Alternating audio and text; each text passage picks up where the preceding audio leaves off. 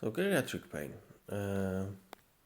Generally, in older adults, additional factors such as reduced psychologic reserve, polypharmacy, decreased activity further contributes to dysfunctional and cognitive decline. So we have a lot of problems. Generally speaking, the organism, the body functions are declining. Yes, nearly all of them. To different extent in different individuals, obviously. But the pain is also very frequent. Yes, on also various reasons, but there are some very characteristic problems that we'll talk about now. So, generally, treatment strategies to reduce pain is critical, but more important is the need to maintain functional independence. Yes, because this disability is generally a bigger problem than the pain in many cases. But of course, it depends. So many psychological changes occurs with aging. So there may be some dementia, for example. We also have problems with the peripheral neuropathy, osteoporosis, osteoarthritis, cancer. Those problems are possible in all age groups, but are far more common in the older adults. The evaluation of the older adults with chronic pain requires working knowledge of how these diagnoses affect evaluations and management decisions. Okay. So, what is happening with the nervous system? Generally, decreases in short-term memory. This is very characteristic. This is usually the first thing that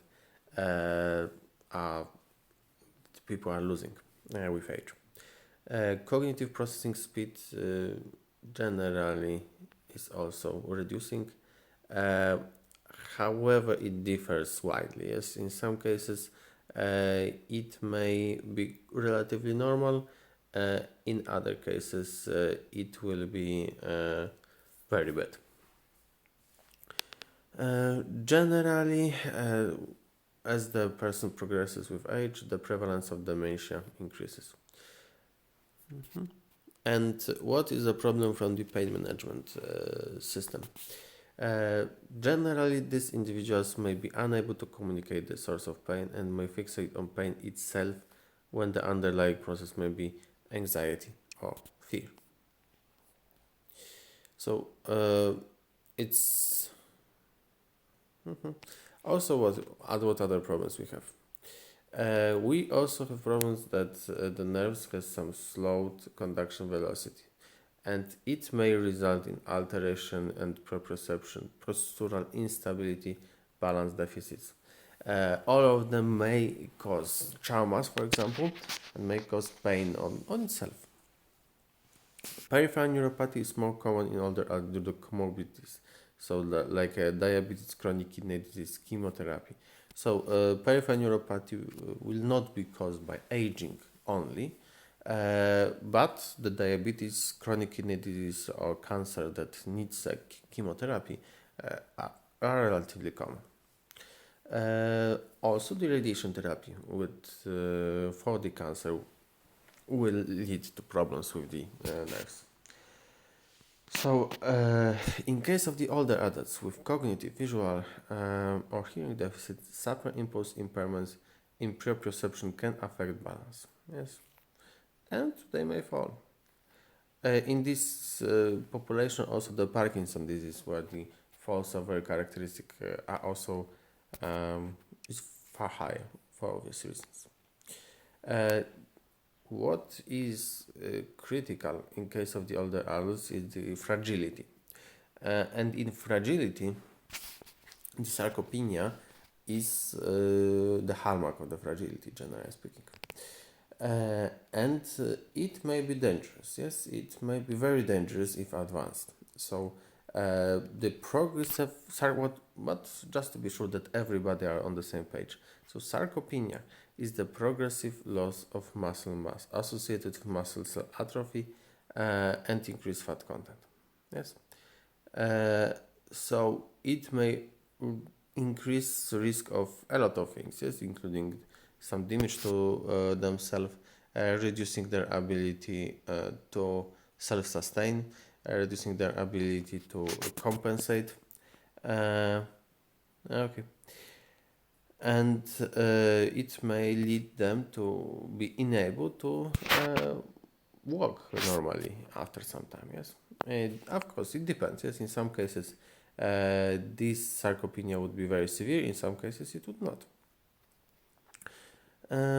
Okay, there can be also problem with decreased range of motion.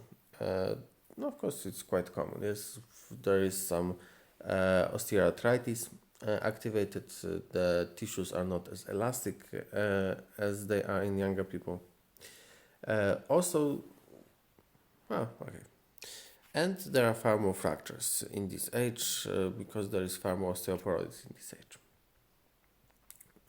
It also should be highlighted that older adults frequently have radiographic evidence of degenerative disease, whether or not they have pain. So the degenerative disease may be painful, but does not have to be. Yes. So it's not always the cause of pain. It's very frequent. It's extremely frequent that it is, but in some cases it does not have to be. Of course, also vision and hearing is reduced. The ability to properly see something and properly hear something is reduced, particularly at night. Yes.